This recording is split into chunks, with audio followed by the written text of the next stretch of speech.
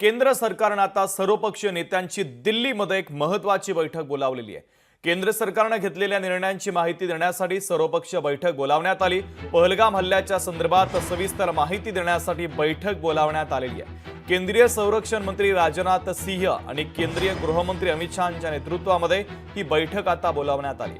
पाकिस्तानच्या विरोधातील धोरणांसाठी केंद्र सरकारच्या निर्णयांना विरोधी पक्षांनी यापूर्वीच पाठिंबा जाहीर केलाय। काल सुद्धा इंडिया आघाडीच्या नेत्यांनी सरकारसोबत संपर्क साधून हल्ल्यासंदर्भातली माहिती घेतलेली होती आणि त्यानंतर आता केंद्र सरकार कशा पद्धतीचा निर्णय घेतं हे पाहणं तितकंच महत्त्वाचं आहे। तर पाकिस्तान विरोधातील धोरणांसाठी आता केंद्र सरकारची ही महत्त्वाची बैठक होणार आहे।